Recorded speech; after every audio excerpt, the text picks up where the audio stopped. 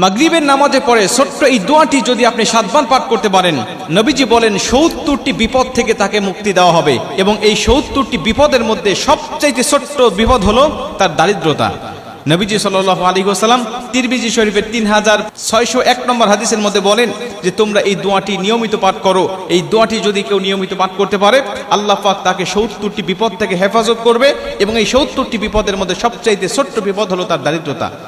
দারিদ্রতা হলো আমাদের জীবনের সবচেয়ে বড় বিপদ। আর নবীজি বলছে 70টির মধ্যে দারিদ্রতাই হলো ছোট্ট বিপদ। তার মানে আরো বড় বড় যত বিপদ আপদ বালা মুসিবত রয়েছে, আল্লাহ সব বালা মুসিবত থেকে আমাদেরকে হেফাজত করবে।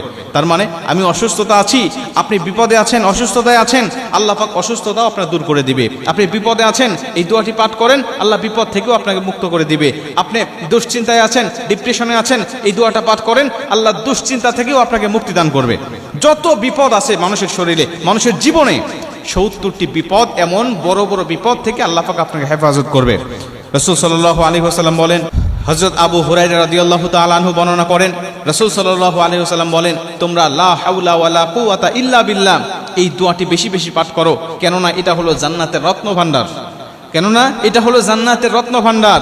এই দোয়াটি যদি তোমরা বেশি বেশি পাঠ করো, জান্নাতের রত্নভাণ্ডার তোমাদেরকে দান করা হবে। এবং এই হাদিসের শেষের দিকে নবীজি সাল্লাল্লাহু আলাইহি ওয়াসাল্লাম বলছেন, তোমরা যদি এই দোয়াটির সাথে আরেকটু দোয়া যোগ করে যদি পাঠ করতে পারো, তাহলে তোমাদেরকে 70টি বিপদ থেকে মুক্ত করা হবে। কি সেই দোয়া? নবীজি বলছেন, লা হাওলা ওয়ালা কুওয়াতা ইল্লা বিল্লাহ ওয়ালা মানজা মিনাল্লাহি ইল্লা ইলাইহি। এই দোয়াটি আপনি পাঠ করবেন, খুশি যখন মনে হবে তখন পাঠ করবেন। বিশেষ করে মাগরিবের নামাজের পরে আপনি 7 বার এই দোয়াটি পাঠ করবেন, একনিষ্ঠতা নিয়ে, আল্লাহর উপরে তাওয়াক্কুল রেখে। ওমাই ইয়াতাওয়াক্কাল আলাল্লাহি ফাহুয়া হাসবুহ। আল্লাহর উপরে পরিপূর্ণ তাওয়াক্কুল রেখে যখন আপনি আমলগুলো করবেন, আল্লাহ পাক অবশ্যই আপনাকে বিপদ আপদ বালা মুসিবত থেকে সম্পূর্ণ হেফাজত করবে।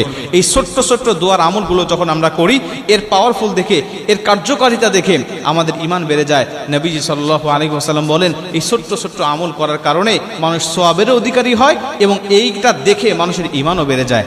আমরা এই ওজিফাগুলো, এই ছোট্ট ছোট্ট দোয়াগুলো আমরা নিয়মিত করার চেষ্টা করব ইনশাআল্লাহ। দেখবেন যে আপনার জীবনটাও সুখময় শান্তি হয়ে গেছে, দুনিয়ার জীবনটাও সুখময় শান্তিময় হয়ে গেছে। দুনিয়া থেকে বিদায় নিয়ে চলে যাবেন, আল্লাহ পরকালে জীবনটাকেও আপনাকে সুখময় শান্তিময় করে দিবে। এজন্য আমি বলবো, এই দোয়াটি জান্নাতের রত্নভাণ্ডার হিসাবে নবীজি যেহেতু আখ্যা দিয়েছেন, আমাদেরকে বলে দিয়েছেন, অতএব এই দোয়াটা আমরা কেউ ছাড়বো না।